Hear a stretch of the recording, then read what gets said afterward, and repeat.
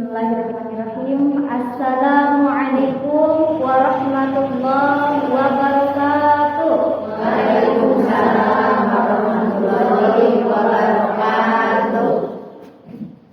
Buah belimbing, tapi can araha. Kakuping si kakuping, tapi teu acan kompak, Bu. Sekali deui ya. Assalamualaikum warahmatullahi wabarakatuh. Waalaikumsalam warahmatullahi wabarakatuh. Bismillah, alhamdulillah. Alhamdulillah ala kulli ni'matillah. Assalatu wassalamu ala rasulillah wa ala alihi wa sahbihi wa mawalah. Ashhadu an la ilaha illallah wa ashhadu anna Muhammadan abduhu wa rasuluhu alladzi la nabiyya ba'dah. Amma ba'd. Yang terhormat Ketua DKM Masjid Al-Amanah dan juga ibu-ibu sekalian yang pagi ini, bukan pagi ini ya Bu, sekarang yang menjelang sore. Yang menjelang sore ini wajahnya begitu berseri-seri. Alhamdulillah. Senyumnya begitu menenangkan hati. Alhamdulillah. Mudah-mudahan siang menjelang sore ini kita selalu dirahmati oleh rahmatnya Allah Subhanahu wa ta'ala. Amin ya rabbal alamin. Segala puji hanya milik Allah yang Maha Ghafur, yang senantiasa memberikan kita nikmat yang tiada terukur. Nikmat yang senantiasa Allah berikan kepada kita setiap hari, nikmatnya yang tak akan pernah terganti dan juga tak akan pernah tertandingi. Salawat dan salam senantiasa tercurah limpahkan kepada siapa? Kepada manusia mulia dan hebat, suri tauladan bagi umat, siapa lagi kalau bukan Kanjeng Nabi Muhammad sallallahu alaihi wasallam.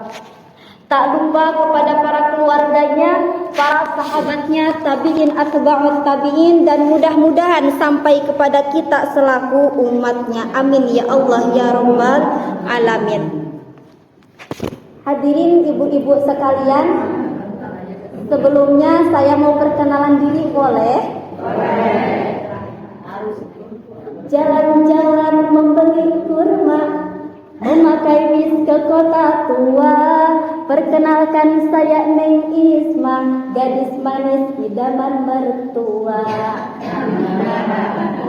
Oke, sebelumnya ibu-ibu mohon izin, saya Neng Isma Nur Khalifah dari UIN Sunan Gunung Jati Bandung. Ibu tahu UIN Bandung yang di Cibiru? Ya, saya kebetulan dari jurusan Ilmu Al-Quran dan Tafsir. Mohon izin, pada kesempatan kali ini bukan maksud untuk menggurui ataupun mencari sensasi, apalagi mencari calon suami ya. Karena di sini semuanya juga ibu-ibu, betul. Nah, kesempatan kali ini saya di sini ingin belajar untuk mengasah mental dan juga berusaha untuk mengimplementasikan apa-apa yang saya pelajari, terutama di jurusan Ilmu Al-Quran dan Tafsir gitu. Dan pada kesempatan kali ini insya Allah saya akan sedikit membahas mengenai tema yang tidak asing untuk kita. Kenapa tidak asing? Karena kita adalah makhluk sosial. Apa itu makhluk sosial? Makhluk sosial yang senantiasa membutuhkan orang lain, betul Bu? Ibu kalau misalkan mau makan bisa sendiri atau butuh bantuan orang lain? Pada hakikatnya kita butuh bantuan orang lain. Misalkan ibu-ibu masak, ya masak sendiri. Tapi sebelum masak ibu-ibu belanjanya ke siapa? Ke tukang warung. Tukang warung orang lain bukan? Orang lain. Maka tidak dapat kita pungkiri bahwa kita senantiasa membutuhkan orang lain dalam kehidupan kita. Maka penting rasanya bagi kita untuk senantiasa memperhatikan lingkungan sekitar kita dan bagaimana cara kita untuk berinteraksi dengan lingkungan kita. Maka dari itu, melihat fenomena-fenomena yang terjadi saat ini banyak sekali ya Bu, Masya Allah, banyak sekali kejadian-kejadian yang di luar dugaan. Kejadian-kejadian yang memprihatinkan. Kemarin ada kasus seorang suami yang membunuh dan memutilasi istrinya sendiri karena dalilnya cuma karena depresi. Terus ada seorang anak yang rela membunuh ibunya hanya karena apa? Hanya karena pengen jajan misalkan nggak terpenuhi hanya karena dengan keinginan yang tidak terpenuhi, rela untuk membunuh ibunya sendiri yang sudah melahirkannya, yang sudah mendidiknya, yang sudah mengurusinya dari lahir sampai besar. Itu kejadian-kejadian yang terjadi saat ini. Dan bahkan banyak sekali kejadian-kejadian antara tawuran, terus juga peperangan atau perselisihan antara tetangga dan lain sebagainya, banyak sekali terjadi saat ini. Maka dengan hal tersebut saya tertarik untuk membahas mengenai mendalami etika sosial bermasyarakat yang sesuai dengan tuntunan Al-Qur'an. Di sini berdalil dengan surat Al-Hujurat ayat 9 sampai 13. Yang pertama, bismillahirrahmanirrahim, kita memulai dengan surat Al-Hujurat ayat 9 yang berbunyi, A'udzu billahi minasyaitonir rajim. Bismillahirrahmanirrahim. Wa in ta'ifatani minal mu'minina iqtatalu fa aslihu bainahuma fa in bagat ihdahuma 'alal ukhra faqatilul lati tabghi hatta tafi'a ila amrillahi fa in fa'at fa aslihu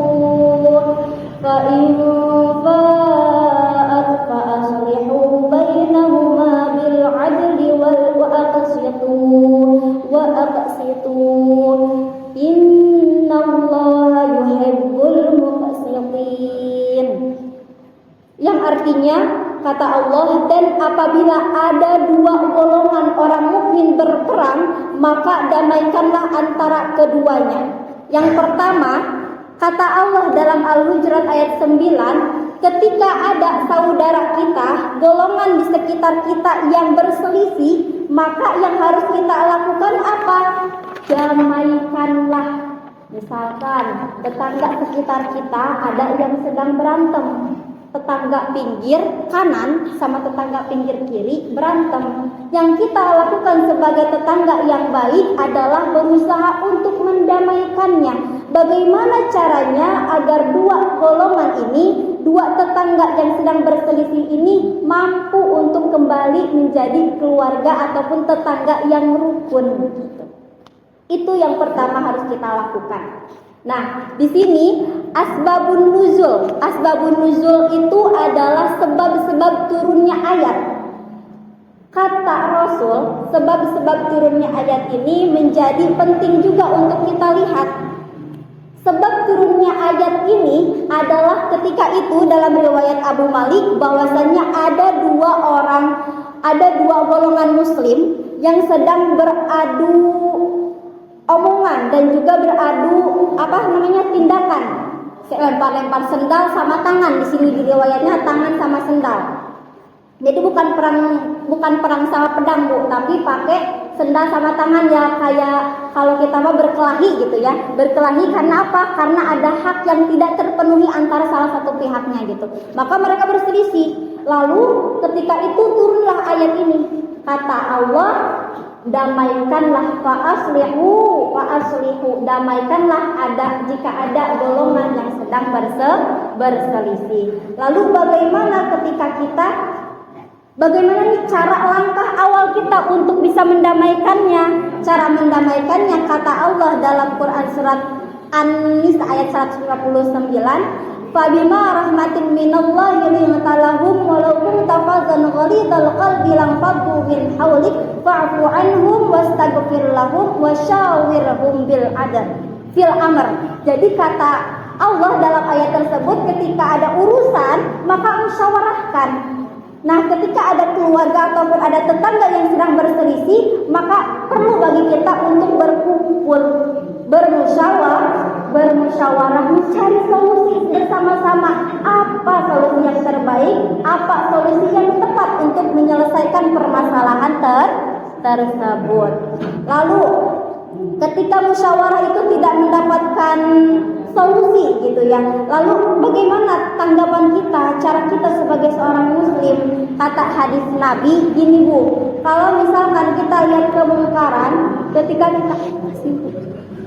Ketika kita lihat kemungkaran, maka cegahlah dengan tanganmu, biyadi, dengan tangan. Maka ketika kita masih bisa mencegahnya dengan tangan, cegah dengan tangan. Maksud dengan tangan itu apa? Dengan kuasa, dengan kemampuan kita secara fisik. Tapi kalau nggak bisa gimana? Kalau nggak bisa, kita bisa mencegahnya dengan lisan. Kita nasihati.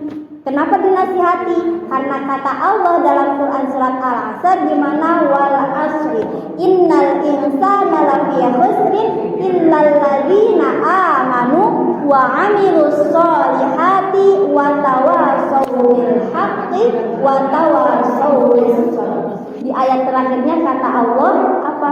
Saling menasihati antara kebaikan dan juga saling menasihati dalam kesabaran. Jadi udah diperintahin tuh sama Allah juga. Ketika ada yang berselisih, musyawarahkan. Ketika tidak dapat, kita usahakan dengan tindakan kita. Jika belum bisa lagi, pakai apa?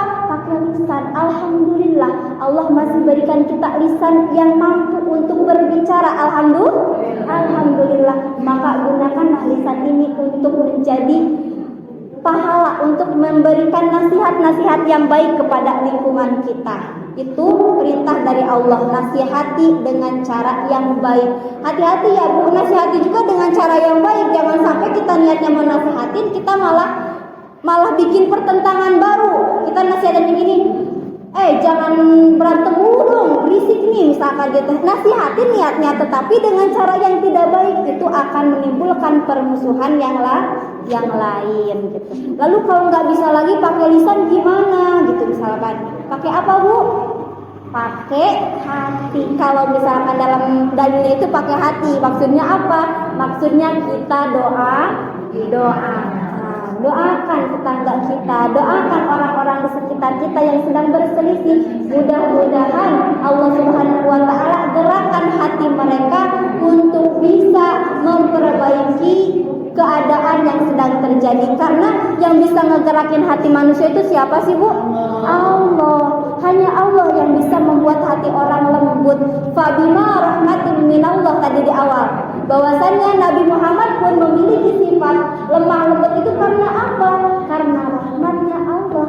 Apalagi kita yang banyak dosa, pastilah kita membutuhkan pertolongan Allah, rahmatnya Allah untuk bisa memiliki hati yang bersih. Gitu ya Bu. Jadi yang pertama dalam ayat ini gimana? Ketika ada yang berselisih, kita harus mendamaikannya dengan cara yang baik.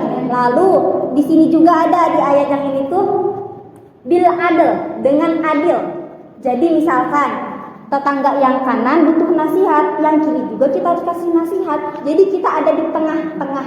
Jangan memihak ke satu, pihak kedua. Tapi kita harus memihak kepada dua-duanya. Maksudnya kita memberikan masukan yang baik kepada keduanya gitu. Bukan memihak kepada salah satu. Jangan pilih kasih gitu ya Bu. Kalau dipilih kasih enak gak Bu? Enggak enak ya gitu. Jadi gitu. Itu dalam Quran surat Al-Hujurat ayat 9. Dan penjelasan tadi merupakan pengembangan dari tafsiran Ibnu Katsir. Ibu kenal sama Ibnu Katsir? Saya juga nggak kenal Bu, soalnya nggak pernah kenalan, nggak pernah ketemu. Cuman tahu nama gitu ya, Ibnu Katsir, kitab Ibnu Katsir, karangan Ibnu Katsir. Lalu selanjutnya ya Bu, lanjut kepada ayat yang ke-10.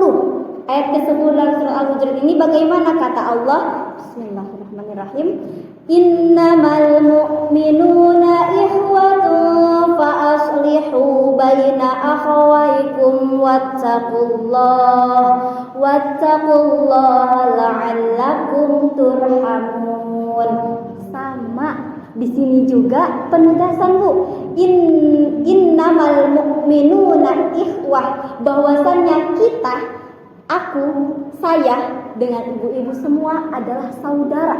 Kita itu muslim, kita itu bersaudara. Maka sudah sepatutnya sebagai saudara kita harus menjaga persaudaraan tersebut, menjaga ukhuwah Islamiah kita, menjaga persaudaraan dengan cara apa? Fa aslihu baina akhwaikum, lagi-lagi dengan cara mendamaikan ketika ada yang berselisih. Ketika kita mendapatkan perselisihan, segera damaikan. Bukankah kata Nabi, jangan sampai kita bermusuhan lebih dari tiga hari. Bahkan sebenarnya sehari juga gak enak ya Bu. Misalkan kita misalkan serumah nih, suami sama istri misalkan, atau anak sama ibu, diem-dieman terus sehari aja, enak gak Bu? Enggak. Kalau saya sendiri ya, kalau ngerasa didiemin nih sama mama karena aku bandel misalkan, gak enaknya nauzubillah Bu, mendingan dimarahin sekalian daripada didiemin gitu. Jadi penting banget buat kita menjaga persaudaraan antar sesama, karena persaudaraan itu akan melahirkan kebahagiaan, akan melahirkan kesejahteraan. Dengan hal tersebut kita akan meraih yang namanya kebahagiaan gitu ya. Dalam hadis lain, dalam hadis riwayat Bukhari dan Muslim, kata Nabi, la yu'minu ahadukum hatta yuhibba li akhihi ma yuhibbu li nafsi. Tidak dikatakan seorang muslim seseorang yang jikalau sampai ia mencintai saudaranya sebagaimana dia mencintai dirinya sendiri. Ibu cinta sama diri sendiri, sayang sama diri sendiri. Nah, bagaimana cara kita membuktikan kalau kita cinta sama diri sendiri? Sayangi juga saudara kita, sayangi juga muslim-muslim di sekitar kita. Jangan dulu jauh-jauh. Kita lihat tetangga kita, apakah ada yang seringkali merasa sakit hati oleh kita? Apakah ada tetangga kita yang seringkali kita abaikan ketika ia kelaparan? Apakah ada tetangga di sekitar kita yang sering kita abaikan ketika memohon pertolongan? Itu dulu. Cara kita untuk mencintai diri sendiri adalah dengan cara kita mencintai saudara kita. Bagaimana keadaan mereka, bagaimana keadaan hidup mereka, itu yang perlu kita perhatikan. Jadi cara mencintai diri sendiri adalah dengan mencintai orang lain juga, mencintai lingkungan sekitar kita dengan memberikan kepedulian antara sesama gitu ya Bu. Lalu kata Nabi juga, seorang muslim dengan muslim yang lain itu layaknya anggota tubuh. Kalau anggota tubuh ya Bu, misalkan sakit gigi nih. Kalau sakit gigi, apalagi yang kerasa? Semuanya, bener Bu, kerasa semuanya. Sakit gigi, yang sakit gigi ya langsung ke kepala. Habis kepala, ke mana lagi? Kalau aku sering ke perut juga Bu, sakit ke perut teh. Terus habis gitu teh, kalau ada yang berisik langsung marah-marah. Jangan berisik, misalkan gitu ya. Itu ngaruh kemana-mana. Itu muslim. Artinya apa? Kalau misalkan ada saudara kita yang sedang sakit, kita juga ngerasa sakit. Kalau misalkan ada saudara kita yang lagi bahagia, kita juga ngerasa bahagia. Bukannya ini mah saudara kita dapat mobil, hadiah mobil, kita malah nyinyir. Mobil dari mana itu? Bukan gitu Bu. Muslim yang baik itu ketika saudaranya bahagia, kita pun bahagia. Ketika saudaranya sakit, kita pun sakit. Bukan sakit ikut berbaring ya Bu, tetapi membantu agar mereka keluar dari rasa sakitnya, keluar dari kepedihannya gitu. Itu ayat 10 Bu. Ternyata ayat 10 masih nyambung ke ayat 9, mempertegas. Di sini ada kata inna. Inna di sini itu adalah sebuah kata yang menunjukkan penegasan, pengulangan ataupun penguat antara. Jadi ini kan penguat lagi kayak sebelumnya, bahwa benar-benar nih kita harus menjaga persaudaraan dengan cara saling mendamaikan, menjaga persatuan keutuhan kita. Bukan hanya NKRI yang harus dijaga, tapi kita juga harus senantiasa menjaga hubungan antar RT, antar RW, antar desa dan lain sebagainya. Gitu Bu. Kita coba lanjut aja ya Bu ke ayat yang selanjutnya nih. Masih ada ayat-ayat yang memberikan kita pelajaran tentang etika bersosial di masyarakat. Yang ketiga itu ada di surat Al-Hujurat masih. Lanjut ke ayat 11-nya. Kata Allah, Bismillahirrahmanirrahim. Ya ayyuhalladzina amanu la yaskhar qaumun min qaumin asa ay yakunu khairan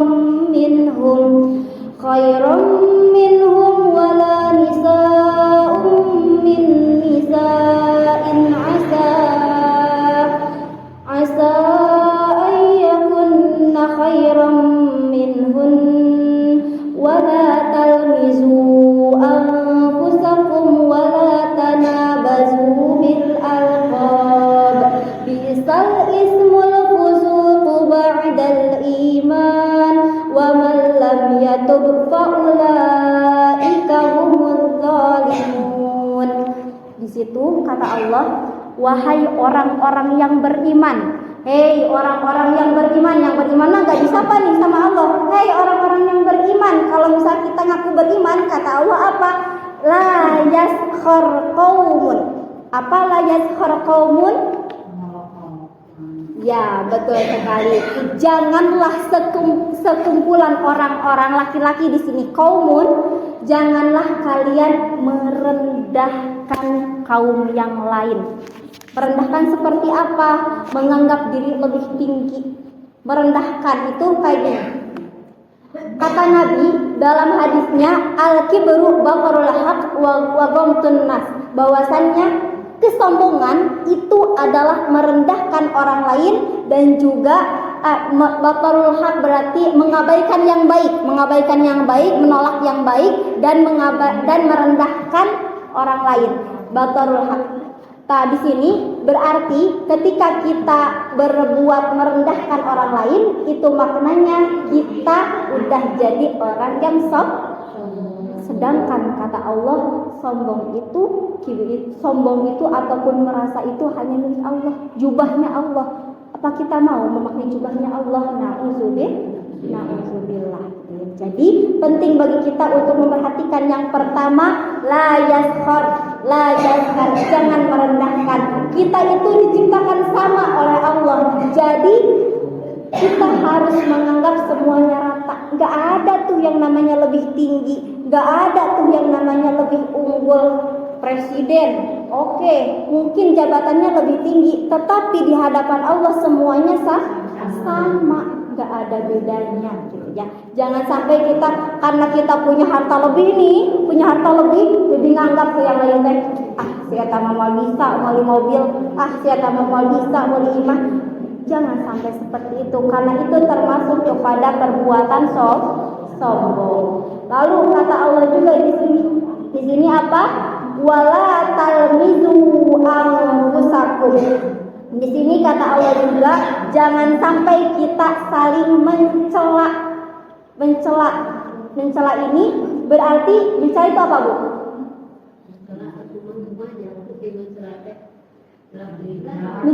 Ya, betul, Bu. Jadi kayak ngolok-ngolok juga masuk kepada mencela. Jadi kayak ya udah kita teh sama merendahkan juga. Jadi si mencela ini tuh adalah kembangnya lagi dari si mencela, dari merendahkan. Udah ngerendahin itu biasanya tuh udah ngerendahin tuh masuk tuh ke mencela, ya, mencela itu sendiri.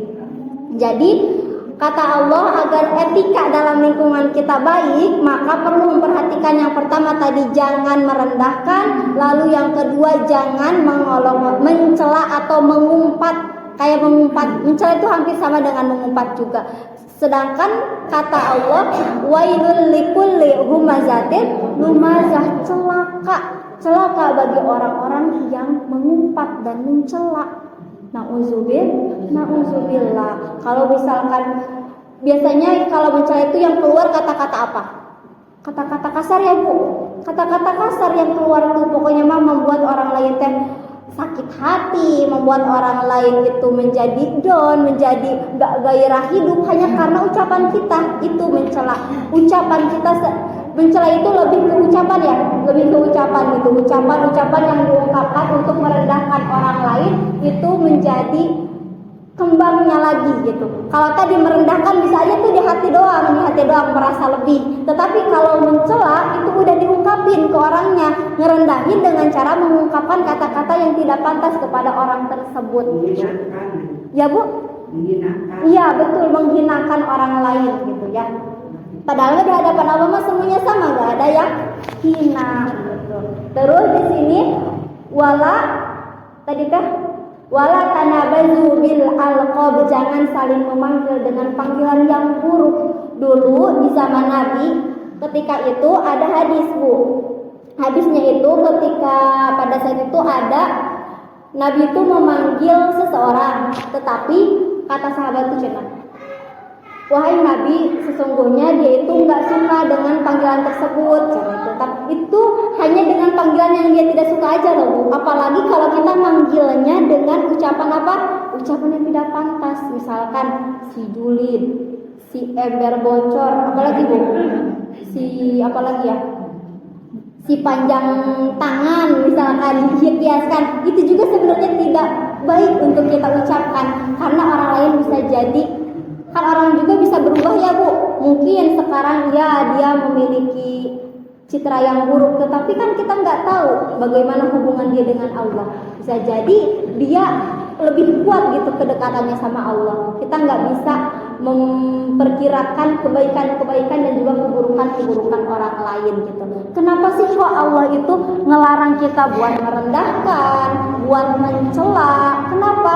Karena tadi bahwasanya boleh jadi orang yang kita rendahkan, orang yang kita cela, orang yang kita hina itu lebih baik daripada kita.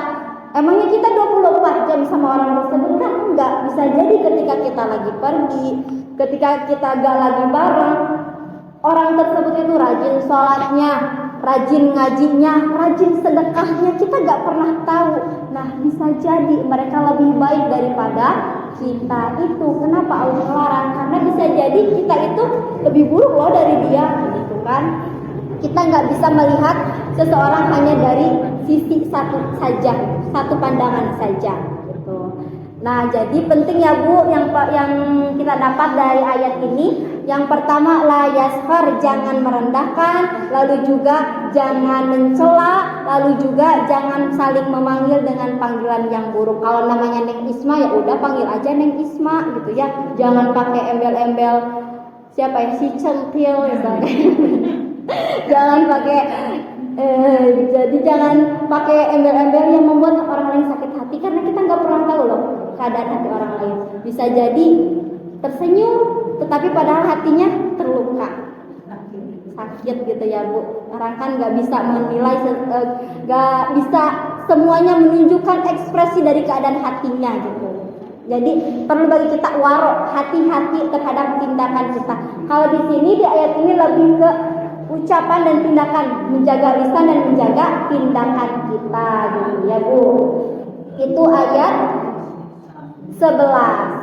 Kita lanjut kepada ayat 12. Di sini ayat 12 Allah berfirman, Bismillahirrahmanirrahim.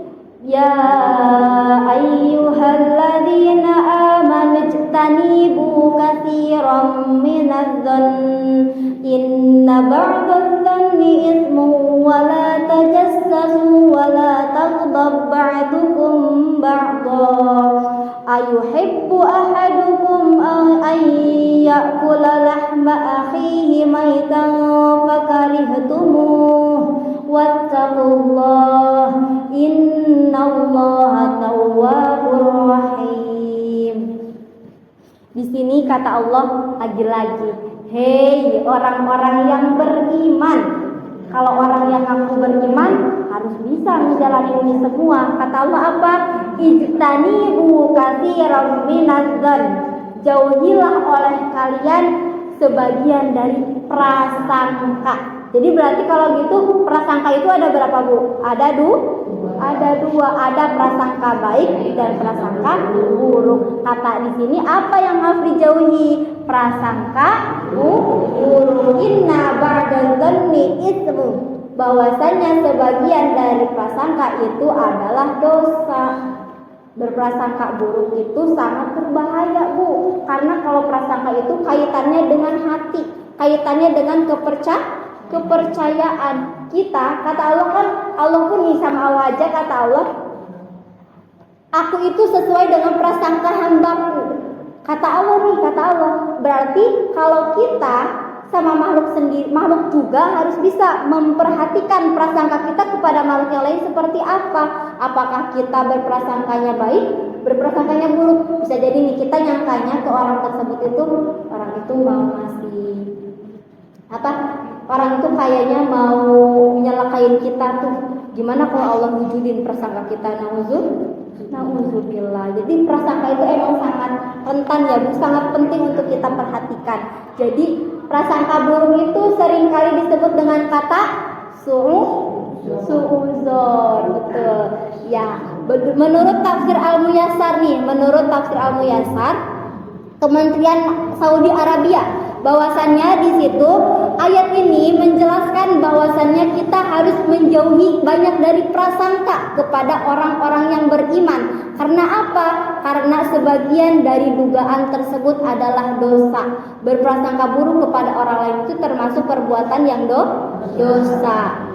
Terus apalagi yang harus kita lakukan? Yang selanjutnya itu jangan mencari-cari aib orang lain. Maksudnya kita kalau misalkan punya prasangka buruk nih sama orang, yang kita lakuin apalagi? Kita coba untuk membuktikan prasangka buruk tersebut. Mau itu salah ataupun benar nggak peduli, yang penting prasangka kita dibuktiin dengan cara apa? Tajasus, mencari-cari kesalahan orang lain. Jelas-jelas nggak salah, tetap aja kita ngorek-ngorek apalagi nih kesalahannya, berusaha untuk mencari celah dari kesalahan orang lain tersebut. Di sini kata Allah, jangan tajasus, jangan mencari-cari kesalahan orang lain. Kenapa? Karena kata Nabi gini, Bu. Man sataro akhul muslim fid dunya satarahullahu yaumal qiyamah. Barang siapa yang mampu menutupi aib saudaranya ketika di dunia, maka Allah akan tutupi aibnya di akhirat. Setiap manusia punya aib gak, Bu? Punya. Setiap orang pasti punya aib.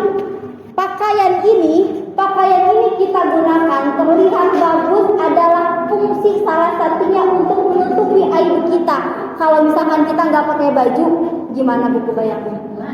Iya, itu akan terlihat gak bagus lagi, Bu.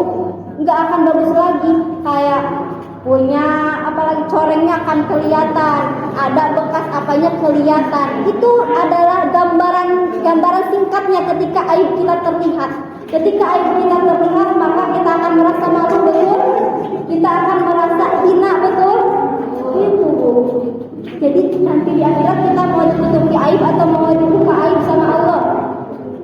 Mau ditutup, maka caranya bagaimana? Caranya dengan kita menutupi aib saudara kita. Kalau misalkan kita tahu tetangga kita punya hutang banyak, bukannya malah diumbar, tetapi dibayarin. Pengennya ya, bukan, tetapi kita berusaha untuk menutupi aib tersebut. Misalkan saudara kita, tetangga kita pernah melakukan kemaksiatan di waktu dulunya, di masa lalunya, bukannya kita malah mengumbar kepada orang lain. Misalkan sering ada ya, Bu, di sinetron gini. Misalkan ada saudara, kakak dan adik. Misalkan ada kakak dan adik. Si adiknya itu mau dilamar, misalkan si kakaknya belum dilamar. Nah, si kakaknya, kalau misalkan kakaknya punya sifat yang jelek nih, pengen mencari-cari kesalahan ataupun pengen mencari-cari kesalahan, si kakaknya itu ngebisikin ke calonnya ataupun ke keluarga calonnya itu untuk apa? Ngomong itu keburukan dari adiknya. Agar apa? Agar gak jadi lamarannya. Itu adalah gambaran. Jadi sinetron itu bukan hanya ditonton, Bu, tapi juga bisa kita cari, pelajari hikmahnya, pelajarannya, bahwasannya ketika kita hidup bersama, kita harus bisa saling menutupi aib. Jangan sampai aib saudara kita, aib keluarga kita, aib tetangga kita umbar-umbar hanya karena apa? Hanya karena keiri dan dengki. Jadi sebenarnya ini tuh bermula dari apa? Bermula dari hati. Hati kita yang iri, hati kita yang dengki kepada orang lain akan menyebabkan kita untuk melakukan tajasus tadi. Tajasus atau mencari-cari kesalahan. Karena kita harus perhatikan juga ya, Bu, bahwasanya dengki dalam hadis Nabi, kalau dengki itu layaknya api yang membakar kayu bakar. Bakal habis gak, Bu? Bakal hangus gak? Hangus ya. Nah, pahala kita juga, amal-amal baik kita juga akan hilang, akan habis ketika kita melakukan iri dan dengki kepada sesama kita.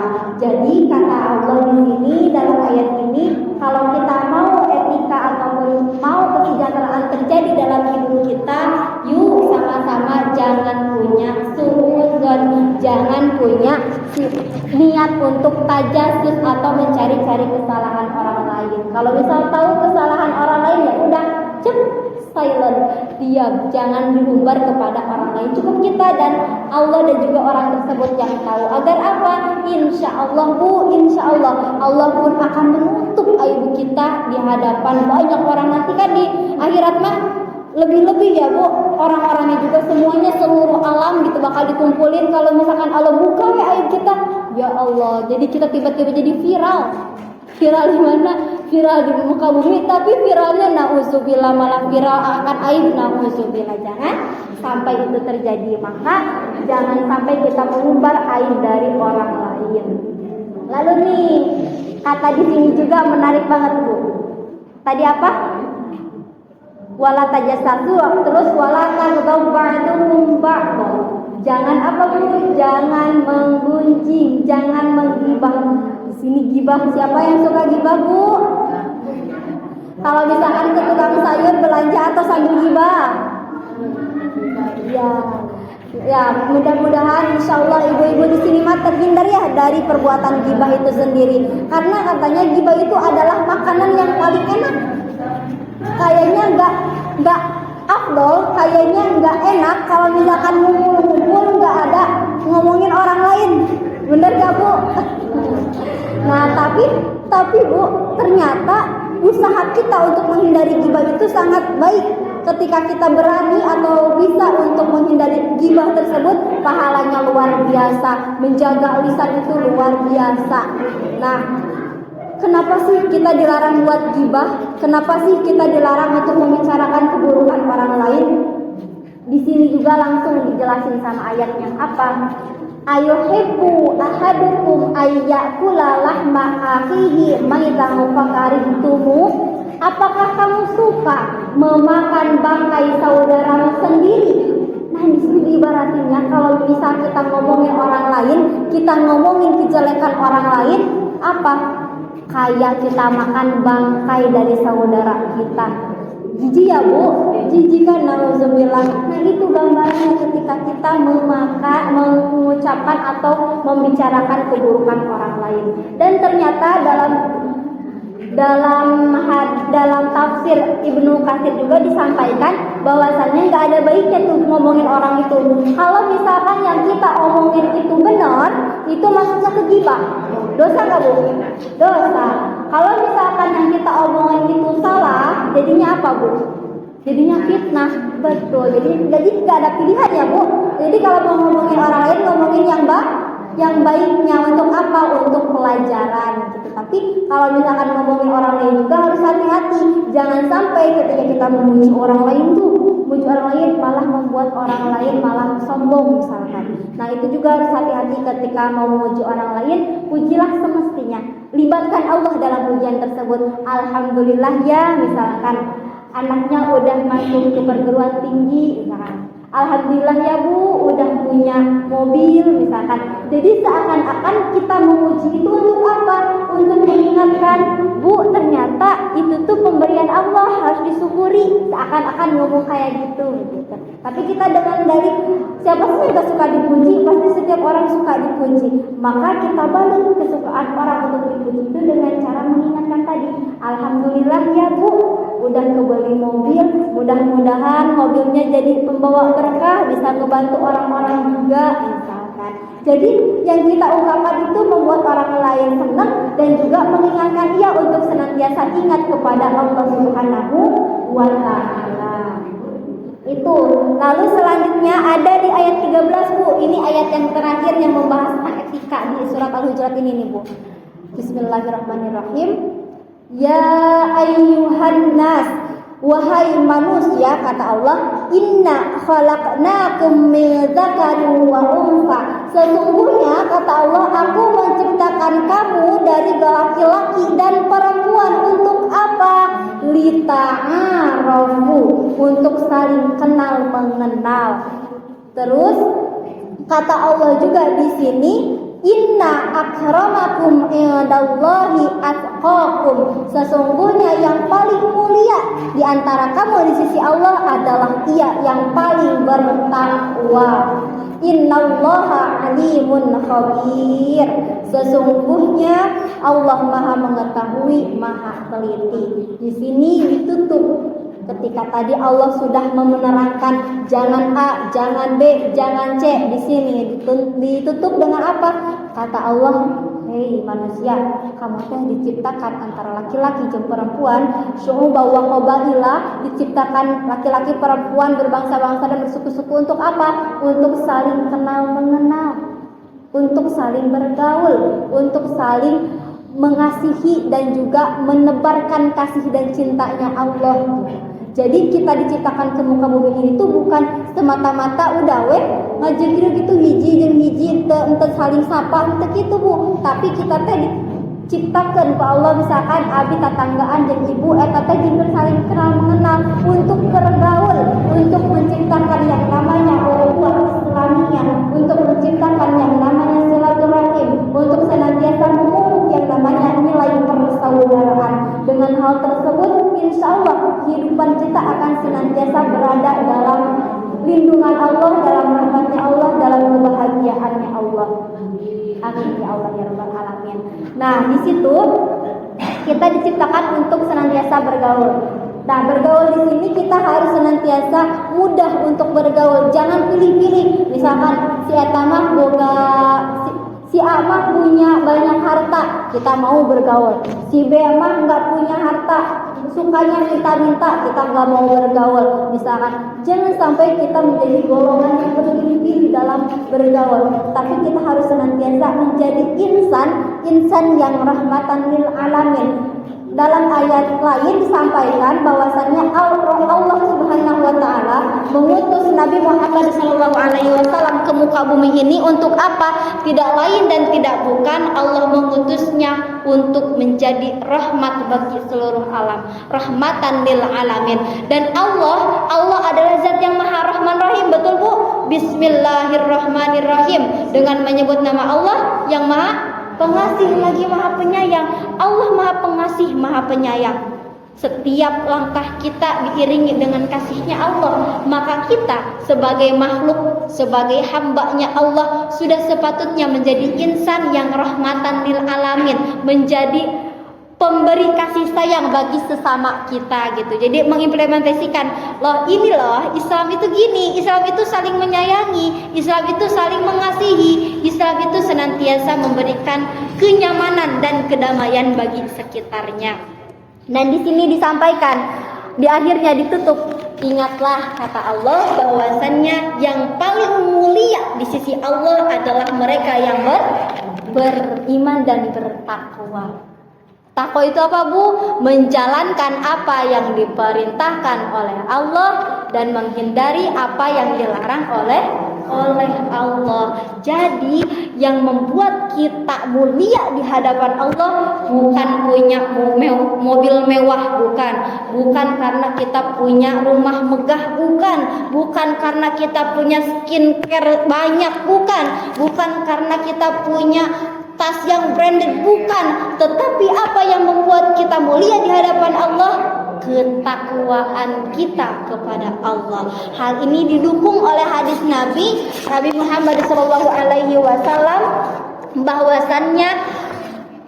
bahwasannya Allah tidak melihat kepada apa. Allah nggak lihat tuh harta dan yang kita miliki, bukan lihat rupa yang kita punya yang Allah beri, tetapi Allah lihat hati kita dan amal kita. Innallaha la yanzuru ila suwarikum wa amwalikum walakin yanzuru ila qulubikum wa a'malikum. Yang Allah lihat itu adalah hati kita dan amal kita. Bagaimana cara kita untuk bisa hidup dengan hati yang bersih, hati yang lurus, dan juga mengamalkan apa-apa yang kita ketahui. Karena kita tahu ya dalam ayat Al-Quran setiap ada kata beriman, pasti kedepannya itu seringkali diiringi dengan kata amal soleh. Ketika Allah mengucapin kata iman, Allah iringi dengan amal soleh. Maksudnya apa? Itu maksudnya adalah keimanan yang kita punya harus diiringi dengan amal-amal kebaikan, amal-amal yang membawa kita kepada kebaikan dan jalan yang Allah ridhoi gitu. Itu adalah ayat 9 sampai 13 dari surat Al-Hujurat yang membahas mengenai etika sosial dalam bermasyarakat. Jadi secara keseluruhan kita coba dulu simpulkan ya Bu, apa aja sih etika sosial di masyarakat yang bisa kita lakukan berdasarkan ayat-ayat tadi dan juga berdasarkan tadi kesimpulan tadi itu, penjelasan tadi berdasar kepada pendapatnya Ibnu Katsir, terus juga tadi ada mufasir dari Arab Saudi, itu sama-sama selaras semuanya menjelaskan ataupun memaparkan hal-hal tersebut adalah hal-hal yang penting untuk kita perhatikan.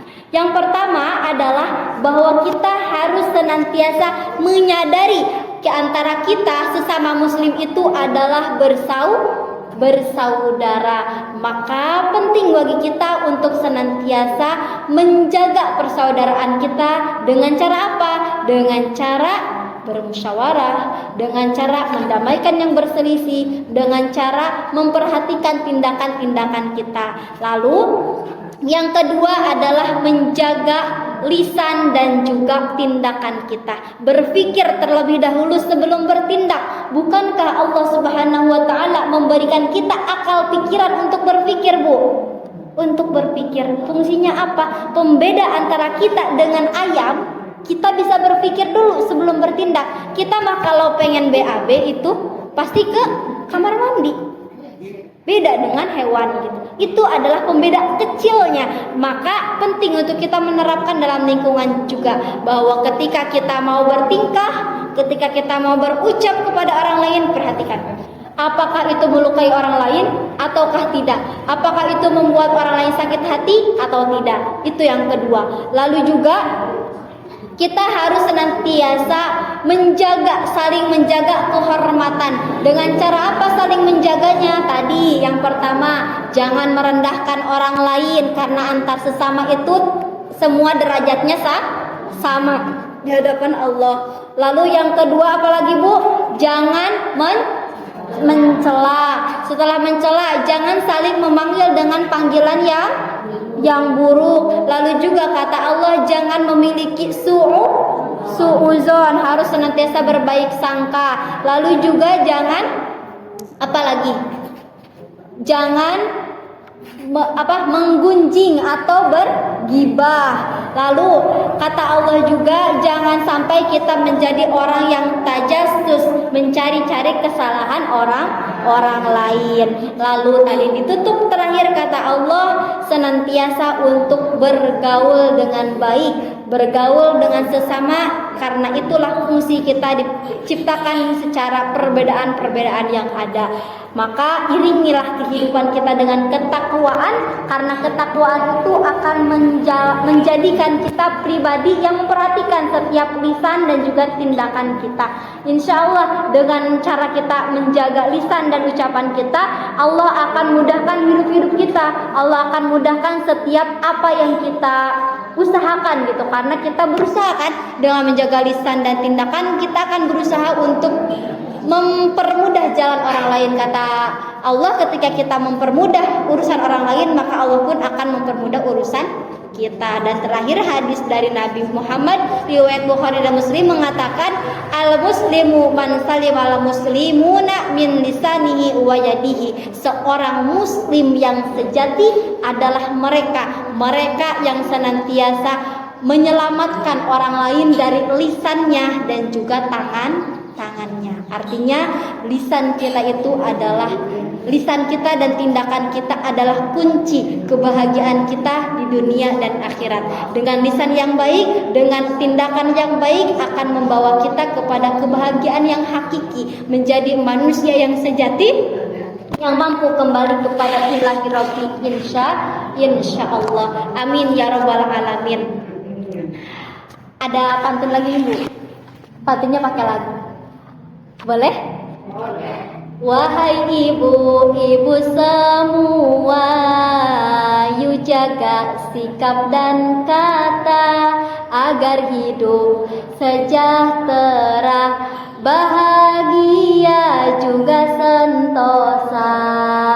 Jadi Bu, akhirul kalam, kita harus senantiasa menjaga lisan dan tindakan kita agar kehidupan kita mampu terselamatkan dari segala perbuatan buruk orang lain dan perbuatan buruk dari diri kita sendiri. Insya Allah. Kiranya itu yang dapat saya sampaikan. Mohon maaf ya Bu atas segala kesalahan, kekeliruan, dan terima kasih atas segala. Oh masih lama Bu. Lanjut lagi nih Bu. Oke, kalau lanjut kita lanjut. Nah, berkaitan dengan hal-hal tadi, bahwasannya Allah senantiasa memberikan kita kesempatan ya dalam hidup kita itu. Kesempatan untuk berbuat baik kepada sesama. Tapi masalahnya apa coba Bu? Masalahnya apa? Masalahnya kitanya gak mau. Benar gak Bu? Allah misalkan bangunkan kita jam 3 pagi. Allah kasih kita kesempatan untuk bangun jam 3 pagi itu. Tapi alarm nyala, tapi buat apa? Buat mematikan alarm tersebut dan menghidupkan alarm selanjutnya. Betul gak Bu? Sering ngalamin itu, tapi sepertinya kalau ibu-ibu mah enggak sih. Soalnya ibu-ibu sudah ada mindset dalam dirinya, habis bangun tidur harus langsung masak, habis masak langsung nyiapin buat bekal anak, habis nyiapin bekal anak nyiapin peralatannya anak, habis itu harus nganterin anaknya ke sekolah. Bener gak Bu? Alhamdulillah kalau ibu-ibu sudah kebangun. Cuman kita nih anak-anak muda ya teh yang di belakang, bener gak? Yang kalau dari kita tuh kadang-kadang karena masih merasa banyak waktu luang, jadi membuat semuanya itu seakan-akan ya udah deh masih ada waktu gitu. Dan itu adalah perbuatan yang harus senantiasa kita hindari gitu ya, dari diri pribadi gitu. Berkaitan dengan tadi bahwasannya manusia diciptakan ke muka bumi ini adalah untuk bersosial, untuk senantiasa memperhatikan lingkungan sekitarnya. Kita hidup bersosial berarti membutuhkan bantuan orang lain. Ketika sekarang kita bisa memiliki harta, tapi kemudian hari apakah kita bisa menjamin bahwa harta yang kita miliki hari ini bisa bertahan lama, ataupun apakah nanti kemudian hari kita tidak merasakan yang namanya kesedihan ataupun kesengsaraan? Tidak ada yang bisa menjamin hal tersebut. Maka cara yang paling tepat adalah dengan cara membantu orang lain ketika kita mampu. Dengan cara tersebut insya Allah ketika kita mendapatkan kesulitan pun Allah akan mudahkan kita untuk mendapatkan bantuan dari orang lain gitu. Nah, tadi di ayat 9, 10, 11, 12 dan 13. Ternyata bukan hanya di ayat itu aja Bu. Ada juga di ayat-ayat sebelumnya. Di ayat 2 Al-Hujurat itu ngebahas bahwasannya cara kita untuk berinteraksi dengan sesama itu dengan memperhatikan cara bicara. Kalau tadi kan apa yang kita bicarakan ya? Kalau tadi berbicara mengenai apa sih yang kita bicarakan, apakah yang kita bicarakan itu baik atau tidak, apakah yang kita bicarakan itu membuat orang lain sakit hati ataukah tidak gitu. Maka yang di sini di ayat 2 Al-Hujurat itu ngebahas tentang cara kitanya. Di sini di ayat tersebut disampaikan bahwasannya janganlah kamu meninggikan suara. Nah itu kan berarti cara kita bicara kepada orang lain tuh bagaimana sih? Apakah cara bicara kita lembut, ataukah cara bicara kita keras, ataukah cara bicara kita ceplas-ceplos? Nah itu yang harus diperhatikan. Karena lisan kita itu layaknya apa Bu? Layaknya pedang. Nah ketika tergores, misalkan orang lain tergores dengan ucapan kita mungkin bisa minta maaf, tetapi kita tidak bisa menghapus luka yang udah ada dalam hatinya. Layaknya misalkan kita menancapkan paku, ketika kita menancapkan paku, kita cabut lagi pakunya, hilang pakunya Bu? Hilang. Tapi apakah bolongannya hilang? Enggak. Itu ketika kita melukai hati orang lain seperti itu Bu. Hati orang lain itu sulit untuk kita tebak. Bisa jadi ia udah memaafkan, tetapi pada dasarnya pada dalam hatinya ia belum bisa sepenuhnya untuk memaafkan diri kita. Jadi penting ya Bu bagi kita semua untuk senantiasa memperhatikan lisan kita. Oke, karena masih ada waktu, kita ngebahas tentang tafsir tadi Bu. Ada dalam kitab tafsir Zubdatut Tafsir min Fathil Qadir karya Syekh Dr. Muhammad Sulaiman Al-Ashqar. Di situ dia ngebahas tentang ayat 9 tadi, bahwasannya lafaz wa in taifatani minal mu'minina qatatalu, bahwa di sini kata wa in. Kata in di sini adalah lafaz syarat yang mana harus ada jawab, yang mana di sini itu kata in taifatani minal mu'minina qatatalu. Di situ ketika ada jika seseorang atau golongan-golongan tadi berselisih, maka kata Allah pun harus ada jawabannya. Jawabannya apa? Harus ada tindakan yang tepat bagi kita. Tindakan yang tepatnya tadi apa Bu? Mendamaikan antar sesama kita. Jangan sampai ketika ada yang berselisih kita malah acuh tak acuh, keun we da si eta nu berselisih nage, keun we da si eta anu bermusuhan nage misalkan. Nah, itu adalah tindakan, bukan tindakan seorang muslim, karena tindakan seorang muslim adalah mereka yang senantiasa rahmatan lil alamin, memperhatikan sekelilingnya, memperhatikan apakah lingkungannya itu baik, apakah lingkungannya aman, sejahtera, sentosa. Bukan hanya memperhatikan apa yang ia dapatkan dari lingkungan, tetapi apa yang bisa ia berikan kepada lingkungannya. Nah, berlandaskan tadi ayat-ayat tadi dan juga kesimpulan tadi udah kesimpulan ya Bu, tapi kita lanjut lagi. Kesimpulan tadi memberikan kita indikasi atau memberikan kita arahan.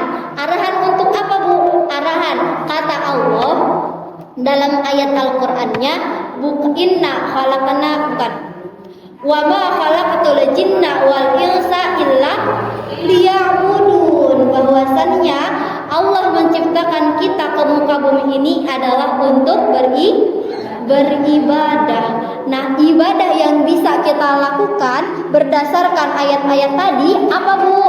Yaitu senantiasa bertakwa. Dengan takwa itu sendiri Allah akan bukakan tuh pintu-pintu kebaikannya. Karena kenapa sih kok Allah di situ banyak ngelarangnya gitu? Kayak kita tuh hidup dengan tekangan. Kadang orang ada yang berpikir seperti itu, tetapi ingatlah bahwasanya itu tuh bukan kekangan. Itu adalah bukti bahwa Allah sangat cinta sama kita, bahwa Allah sangat sayang sama kita. Makanya kehidupan kita diatur. Bukankah aturan diciptakan untuk menciptakan kemaslahatan? Bukankah aturan diciptakan untuk menciptakan keteraturan? Maka keteraturan akan tercipta, keteraturan akan terbentuk dengan cara kita menaati apa yang sudah diaturkan oleh Allah. Allah melarang A, Allah melarang B, Allah melarang C. Karena apa? Karena Allah yakin bahwasanya hal itu baik untuk kita. Kata ayat Allah juga, bisa jadi kamu suka sesuatu padahal itu buruk bagimu, dan bisa jadi kamu menyangka bahwa itu buruk, tidak menyukai hal tersebut padahal itu baik bagimu. Jadi mungkin tadi ghibah adalah sesuatu yang paling indah. Maksudnya paling indah teh paling mudah banget kita lakuin, suka banget. Tetapi padahal itu adalah hal yang buruk bagi kita. Itu adalah gambaran bahwasanya yang Allah perintahkan itu yang terbaik, bukan apa yang kita inginkan, tetapi apa yang kita butuhkan. Lalu Allah juga menciptakan kita ke muka bumi ini bukan hanya untuk beribadah Bu, tetapi dalam Al-Baqarah ayat 30 Allah berfirman, apa Bu? Al-Baqarah ayat 30 bahwasanya bismillahirrahmanirrahim, wa id qala rabbuka lil malaikati inni ja'ilun fil ardi khalifah, bahwasannya Allah Subhanahu wa taala menciptakan kita ke muka bumi itu sebagai khalifah. Khalifah itu apa? Khalifah itu bukan hanya pemimpin, tetapi dapat diartikan juga sebagai pengganti. Ya kan Bu, pengganti atau wakil. Bisa kita artikan wakil. Maksud di sini kenapa kok manusia fungsinya diciptakan ke muka bumi sebagai wakil, sebagai pemimpin gitu. Karena Bu, yang pertama dulu deh kita ngebahas tentang kenapa sih manusia diciptakan sebagai pemimpin. Bukan hanya memimpin orang lain, bukan berarti memimpin di sini harus jadi presiden semua, bukan Bu. Tetapi bagaimana cara kita harus bisa memimpin diri kita sendiri. Karena diri kita juga perlu dipimpin ya Bu. Diri kita seringkali diiringi dengan akal dan hawa nafsu. Gimana caranya agar kita mampu melakukan tindakan-tindakan kita yang sesuai dengan aturan Allah, yang tidak mengedepankan hawa nafsu, pun tidak hanya mengandalkan akal, tetapi memperhatikan keimanan hati kita, akal pikiran kita dan hawa nafsu kita langsung tuh dikombain, disatukan semuanya, diatur dan dipimpin oleh apa? Oleh diri kita sendiri. Nah itu fungsinya. Kenapa kita diciptakan jadi pemimpin? Agar kita mampu menentukan langkah seperti apa yang bisa kita lakukan dalam hidup ini. Itu. Lalu selanjutnya juga khalifah di sini bisa diartikan sebagai pengganti, yang mana wakil gitu ya. Gimana bahwasannya kita diciptakan ke muka bumi ini sebagai wakilnya Allah. Wakilnya Allah seperti apa? Allah punya berapa sifat? Ada sifat wajib bagi Allah, ada sifat jaiz dan juga sifat mustahil. Lalu Allah ada berapa asma? Ada berapa nama? 99 yang kita ketahui. Sungguhnya banyak nama-nama yang Allah miliki, tapi yang kita wajib ketahui ada 99 ya Bu. Itu semua sifat-sifatnya bukan serta-merta untuk hanya kita ketahui, tetapi untuk apa? Untuk memberikan kita pengetahuan, untuk memberikan kita pengajaran, untuk apa? Agar kita mampu menjadi wakilnya Allah, memperlihatkan bagaimana sih sifat-sifat Allah itu gitu. Jadi misalkan Allah Rahman Rahim tadi, maka kita pun sebagai makhluknya Allah harus bisa menjadi insan yang mencerminkan bahwa kita hambanya Allah dengan cara Rahman Rahim kepada sesama. Terus Allah Al-Bar, Allah Maha Baik, maka kita pun sebagai manusia harus menjadi manusia yang baik, senantiasa menolong antar sesama, senantiasa membantu orang yang membutuhkan. Itu adalah fungsi kehidupan kita di dunia ini sebagai makhluk yang menjadi wakilnya Allah. Dengan wakilnya Allah, insya Allah kita mampu memperhatikan dan juga mencapai apa yang kita impikan, yaitu kebahagiaan dunia dan akhirat, insya Allah. Nah ibu-ibu, kiranya itu ya yang dapat disampaikan. Oke, tadi kesimpulannya sudah disampaikan di awal mengenai bahwa etika sosial penting untuk kita lakukan, penting untuk kita perhatikan dengan cara menjalankan apa-apa yang udah ada dalam Al-Quran. Jadi Al-Quran itu bukan hanya dibaca, tetapi juga diperhatikan, dimaknai dan juga diimplementasikan dalam kehidupan sehari-hari. Insya Allah Allah mudahkan langkah kita untuk senantiasa mengamalkan nilai-nilai Al-Quran. Mohon maaf atas segala kesalahan yang saya ucapkan, dan mudah-mudahan Allah juga mudahkan saya untuk mengimplementasikan apa yang saya ucapkan ya Bu. Mohon doanya. Dan mohon doanya juga, saya udah semester 6 dan teman-teman di belakang juga semester 6. Mudah-mudahan Allah mudahkan nanti bulan depan insya Allah KKN dan juga akan menjalani skripsi. Mohon doanya ibu-ibu. Amin. Dan juga terakhir saya mau pantun lagi ya Bu. Pantun terakhir. Ke Al-Amanah niatnya mau pengajian, menambah ilmu dan menenangkan kalbu. Jangan sedih, ceramahnya udahan. Kalau ibu-ibu rindu, saya siap kok jadi calon mantu. Bercanda ya Bu, bercanda. Sekian, terima kasih.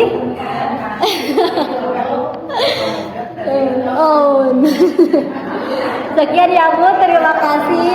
Mohon maaf atas segala kesalahan dan kekeliruan.